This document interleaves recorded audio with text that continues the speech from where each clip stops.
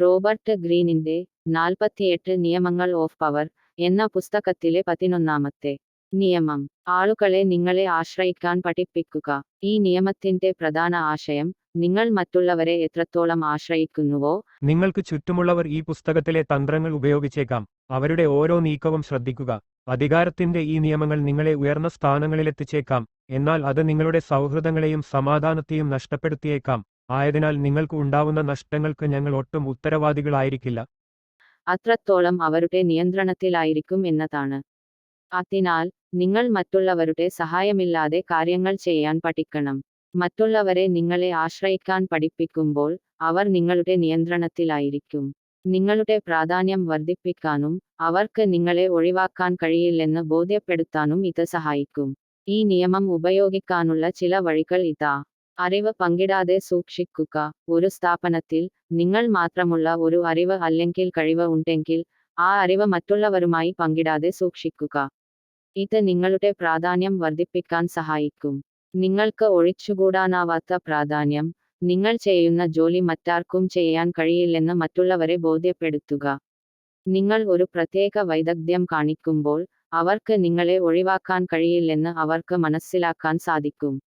പതുക്കെ കാര്യങ്ങൾ ചെയ്യുക. ചിലപ്പോൾ ഒരു കാര്യം വളരെ വേഗത്തിൽ ചെയ്ത് തീർക്കുന്നതിന് പകരം പതുക്കെ ചെയ്ത് തീർക്കുക. ഇത് നിങ്ങളുടെ പ്രാധാന്യം വർദ്ധിപ്പിക്കാൻ സഹായിക്കും. ചുരുക്കത്തിൽ, 11-ാമത്തെ നിയമം മറ്റുള്ളവരെ നിങ്ങളെ ആശ്രയിക്കാൻ പഠിപ്പിക്കുന്നു. ആളുകൾക്ക് നിങ്ങളെ ആവശ്യമാണെന്ന് തോന്നിപ്പിക്കുക, അങ്ങനെ അവർ നിങ്ങളെ സമീപിക്കാൻ നിർബന്ധിതരാകുന്നു. ഇത് നിങ്ങൾക്ക് ശക്തിയും നിയന്ത്രണവും നൽകുന്നു. കൂടുതൽ എളുപ്പത്തിൽ മനസ്സിലാക്കാൻ സഹായിക്കുന്ന ചരിത്രപരവും സിനിമാപരവുമായ ഉദാഹരണങ്ങൾ. ചരിത്രപരമായ ഉദാഹരണങ്ങൾ. John D.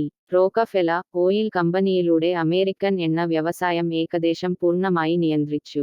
മറ്റ് കമ്പനികൾക്ക് എണ്ണ ആവശ്യമായി വന്നപ്പോൾ അവർക്ക് റോക്ക്ഫെല്ലറെ ആശ്രയിക്കേണ്ടി വന്നു.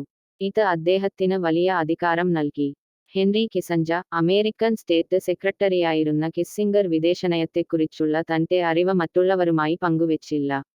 ഇത് കാരണം പ്രസിഡന്റുമാർക്ക് അദ്ദേഹത്തെ ആശ്രയിക്കേണ്ടി വന്നു. കിസ്സിംഗർ തന്റെ അറിവ് ഒരു ശക്തിയായി ഉപയോഗിച്ച് തന്റെ അധികാരം വർദ്ധിപ്പിച്ചു. Queen Isabella and Christopher Columbus. Christopher Columbus തന്റെ പര്യവേക്ഷണങ്ങൾക്കായി സാമ്പത്തിക സഹായം തേടി പല യൂറോപ്യൻ രാജാക്കന്മാരുടെയും അടുത്ത് പോയിരുന്നു. എന്നാൽ സ്പെയിനിലെ ഇസബെല്ല രാജ്ഞി അദ്ദേഹത്തെ ഉടൻ സഹായിച്ചില്ല. പകരം അദ്ദേഹത്തിന്റെ ആഗ്രഹം വർദ്ധിപ്പിച്ച് കാത്തിരിപ്പിച്ചു. ഒടുവിൽ കൊളംബസ് നിരാശനായി പോകാറായപ്പോൾ രാജ്ഞി അദ്ദേഹത്തിന് സഹായം വാഗ്ദാനം ചെയ്തു. ഈ തന്ത്രത്തിലൂടെ രാജ്ഞിക്ക് കൊളംബസിന്റെ പദ്ധതികളിൽ പൂർണ്ണ നിയന്ത്രണം ലഭിച്ചു. Bismarck and the unification of Germany. Otto von Bismarck എന്ന ജർമ്മൻ നേതാവ് രാഷ്ട്രീയ തന്ത്രങ്ങൾ മെനയുന്നതിൽ അസാമാന്യ കഴിവ് കാണിച്ചിരുന്നു. ഇത് കാരണം ജർമ്മൻ രാജാക്കന്മാർക്ക് ബിസ്മാർക്കിനെ ആശ്രയിക്കേണ്ടി വന്നു. ഇത് അദ്ദേഹത്തിന് ജർമ്മൻ സാമ്രാജ്യത്തിന്റെ ഏകീകരണത്തിൽ വലിയ അധികാരം നൽകി. സിനിമയിലെ ഉദാഹരണങ്ങൾ. The godfather. ഈ സിനിമയിൽ ഡോൺ വിട്ടോ ആളുകളെ സഹായിക്കാൻ തയ്യാറാണെന്ന് അറിയിക്കുന്നു, പക്ഷേ അത് അവരുടെ ആവശ്യങ്ങൾ ഏറ്റവും അധികമാകുമ്പോൾ മാത്രമാണ്. ഈ സഹായം ലഭിക്കാൻ ആളുകൾ അദ്ദേഹത്തെ സമീപിക്കേണ്ടി വരുന്നു, അങ്ങനെ അദ്ദേഹത്തിന് അവരെ നിയന്ത്രിക്കാൻ സാധിക്കുന്നു.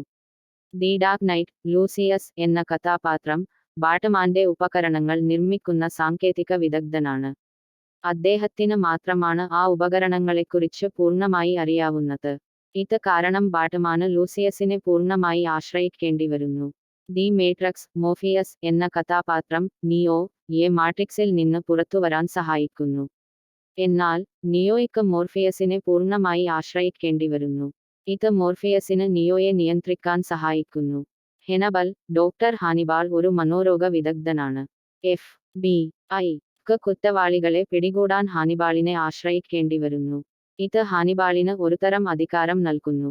The hunger games. കാനിസ് എന്ന കഥാപാത്രം ഗെയിംസിൽ അതിജീവിച്ച് ഒരു സൂപ്പർ സ്റ്റാറായി മാറുന്നു. അവൾ മറ്റ് ജില്ലകളിൽ നിന്നുള്ള ആളുകളെ സഹായിക്കുകയും അതിലൂടെ അവരെ തന്നിലേക്ക് ആകർഷിക്കുകയും ചെയ്യുന്നു. ഇത് അവർക്ക് ഭരണകൂടത്തിനെതിരെയുള്ള പോരാട്ടത്തിൽ വലിയ സ്വാധീനം ചെലുത്താൻ സഹായിക്കുന്നു. ടൈറ്റാനിക്. ജാക്ക് എന്ന കഥാപാത്രം റോസ് എന്ന സമ്പന്നയായ യുവതിയെ സഹായിക്കുന്നു. റോസ് ജാക്കിനെ ആശ്രയിക്കാൻ തുടങ്ങുമ്പോൾ അവരുടെ ബന്ധം കൂടുതൽ ശക്തമാകുന്നു. ഈ ഉദാഹരണങ്ങൾ 11-ാമത്തെ നിയമം എങ്ങനെ വ്യത്യസ്ത സാഹചര്യങ്ങളിൽ ഉപയോഗിക്കാമെന്ന് കാണിക്കുന്നു. മറ്റുള്ളവരെ നിങ്ങളെ ആശ്രയിക്കാൻ പഠിപ്പിക്കുന്നത് നിങ്ങളുടെ സ്വന്തം ജീവിതത്തെ കൂടുതൽ മെച്ചപ്പെടുത്താൻ സഹായിക്കും.